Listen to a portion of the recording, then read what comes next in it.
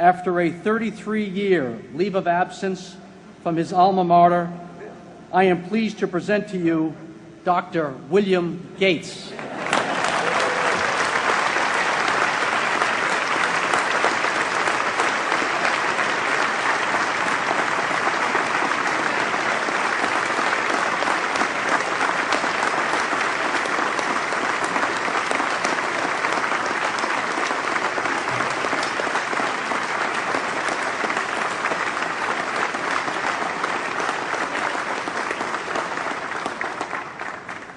Thank you. President Bach, former President Rudenstein, incoming President Faust, members of the Harvard Corporation and the Board of Overseers, members of the faculty, parents, and especially the graduates. I've been waiting more than 30 years to say this. Dad, I always told you I'd come back and get my degree.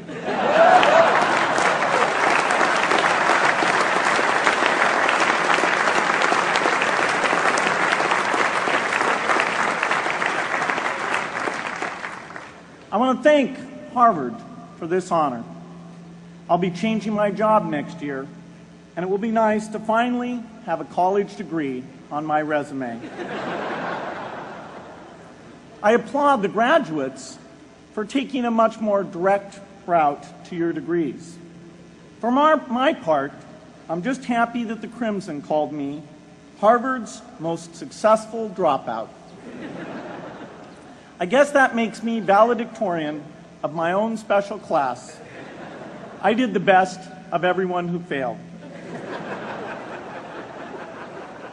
But I also want to be recognized as the guy who got Steve Ballmer to drop out of business school.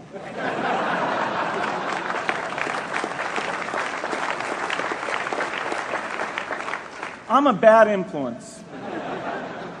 That's why I was invited to speak at your graduation. If I'd spoken at your orientation, fewer of you might be here today.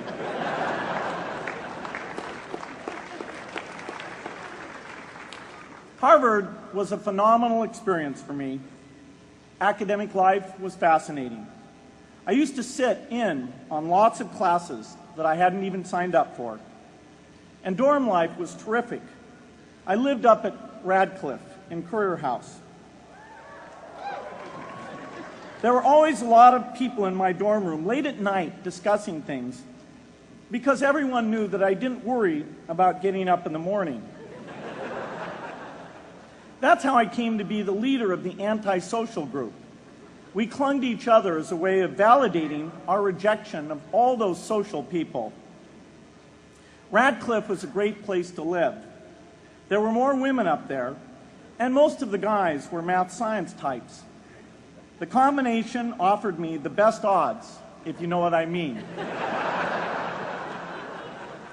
That's where I learned the sad lesson that improving your odds doesn't guarantee success.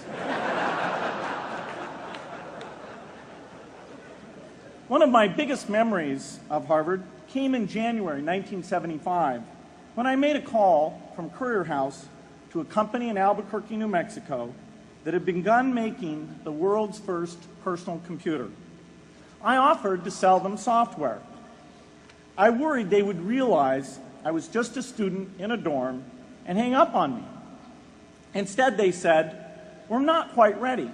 Come see us in a month," which was a good thing because we hadn't written the software yet. From that moment, I worked day and night on the extra credit project that marked the end of my college education and the beginning of a remarkable journey with Microsoft. What I remember above all about Harvard was being in the midst of so much energy and intelligence.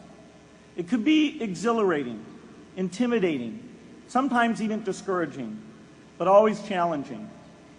It was an amazing privilege, and though I left early, I was transformed by my years at Harvard, the friendships I made, and the ideas I worked on. But taking a serious look back, I do have one big regret. I left Harvard with no real awareness of the awful inequities in the world, the appalling disparities of health and wealth and opportunity that condemn millions of people to lives of despair. I learned a lot here at Harvard about new ideas in economics and politics. I got great exposure to the advances being made in the sciences. But humanity's greatest advances are not in its discoveries, but in how those discoveries are applied to reduce inequity.